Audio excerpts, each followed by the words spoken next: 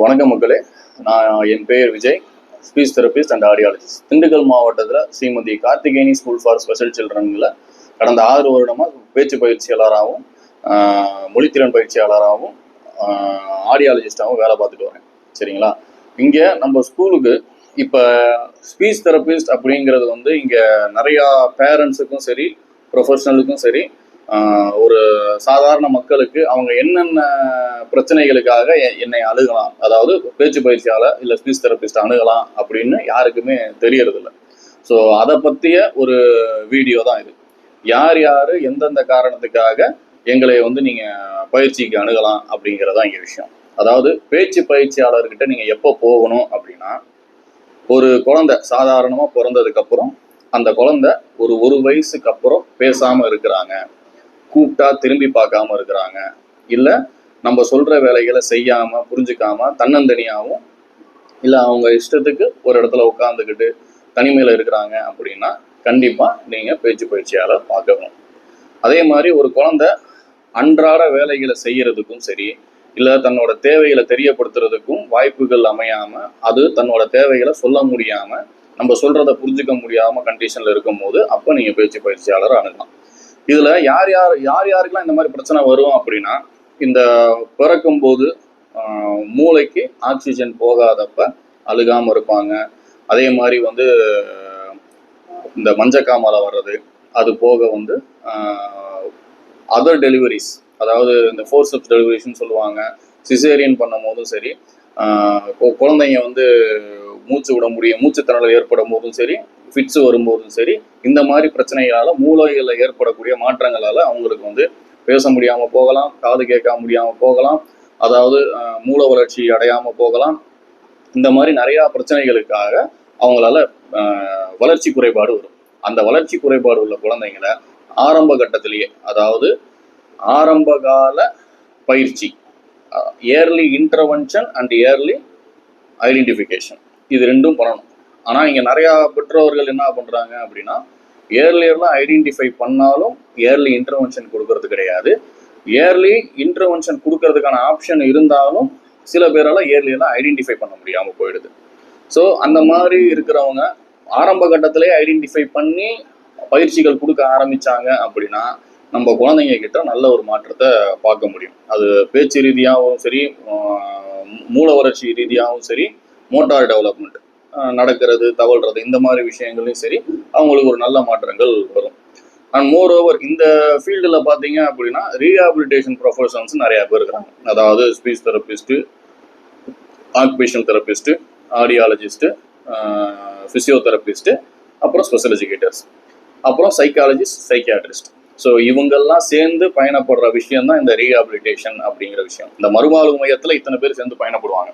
அதாவது இந்த ஆட்கள் உங்களுக்கு உங்கள் குழந்தைங்களுக்கு பயிற்சி கொடுப்பாங்க.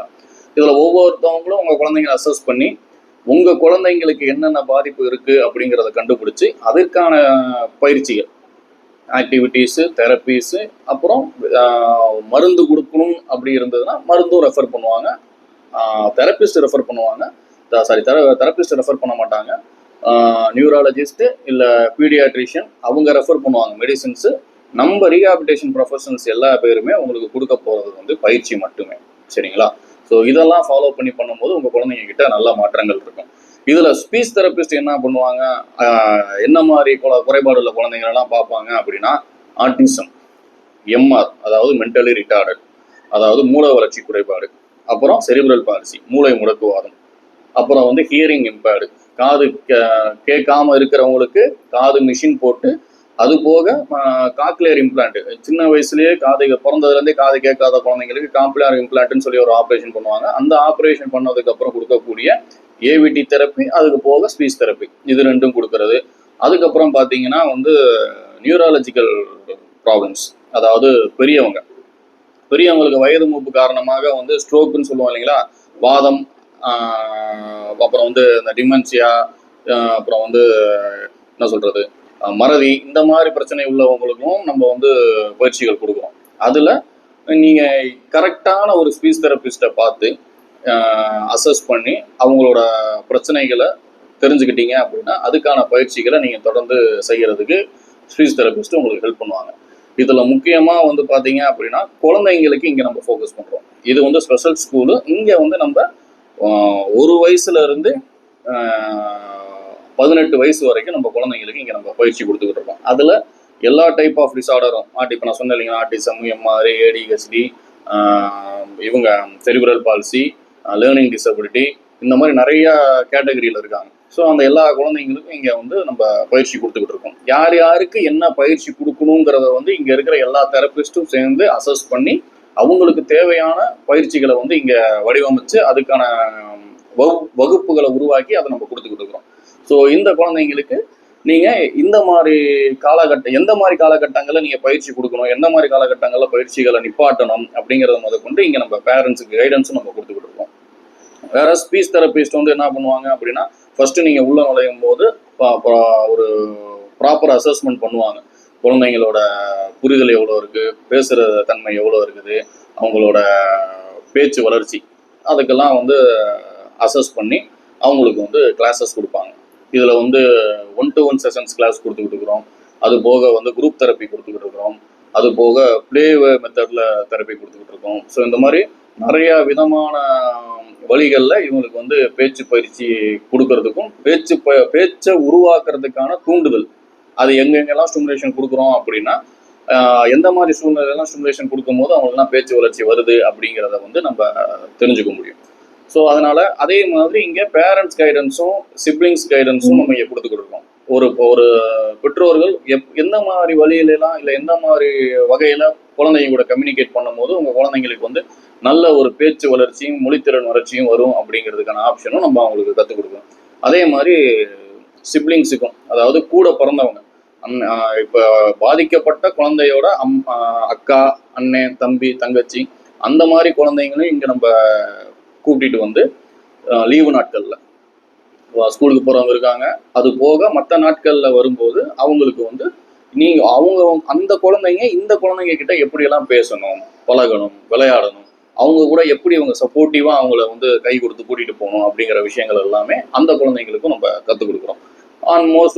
மோரோவர் இவங்களுக்கும் கேர் கிவர் வந்து நம்ம வந்து யார் சொல்கிறோம், நம்ம பேரண்ட்ஸை சொல்கிறோம். அது போக அவங்க வீட்டில் இருக்கக்கூடிய மற்ற நபர்கள் யாரு கூட குழந்தை அதிகமாக டைம் ஸ்பெண்ட் பண்ணுறாங்களோ அவங்களுக்கும் நம்ம ட்ரைனிங் ப்ரோக்ராம் கொடுக்குறோம். ஸோ தட் அவங்களுக்கு வந்து ஈஸியாக மற்ற குழந்தைங்களோட நம்ம குழந்தைங்க எவ்வளோ டிஃப்ரெண்ட்டு, இந்த குழந்தைங்களுக்கு எந்த மாதிரி வகையில் நம்ம பேசணும், இந்த மாதிரி குழந்தைங்களுக்கு நம்ம எவ்வளோ தூரம் டைம் ஸ்பெண்ட் பண்ணணும், என்ன மாதிரி வகையில் அவங்க கூட கம்யூனிகேட் பண்ணணும்.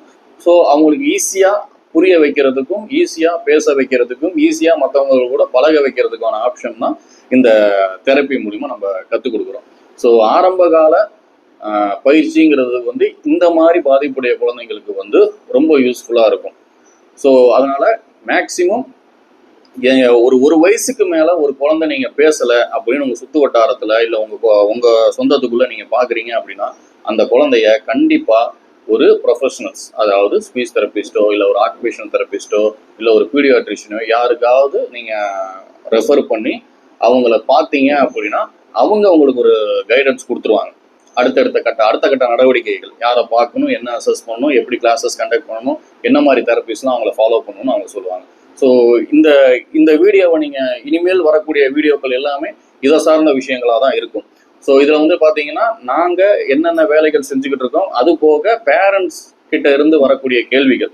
இங்கே நாங்கள் வந்து பேரண்ட்ஸ் நிறையா பேர் வந்து என் குழந்தை பேச மாட்டேங்குது, என் குழந்தை ரெஸ்பான்ஸ் பண்ண மாட்டேங்குது, என் குழந்தை வந்து மற்றவங்களோட இணைஞ்சு வாழ மாட்டேங்குது, என் குழந்தை தனியாக உட்காந்துக்கிட்டு இருக்கு, என் குழந்தை ரொம்ப கோவப்படுது, என் குழந்தை ஓடிக்கிட்டே இருக்கு, நடந்துக்கிட்டே இருக்கு, வெறும் ஃபேனை மட்டும் பார்த்துக்கிட்டே இருக்கான், அதே மாதிரி வந்து நம்ம சொல்றது புரிய மாட்டேங்குது, ஜொல்லு வடிச்சுக்கிட்டே இருக்கு, திக்கி பேசுகிறான், அவனால் வந்து நாங்கள் சொல்கிற வேலைகளை எக்ஸிக்யூட் பண்ண முடியல, செய்ய முடியல, இந்த மாதிரி நிறையா கேள்விகளோட பேரண்ட்ஸ் நம்மளை அணுகிறாங்க. ஸோ அந்த மாதிரி கேள்விகளுக்கும் வருங்காலத்தில் வந்து உங்களுக்கு பதில் சொல்லுவோம் இந்த வீடியோ மூலிமா.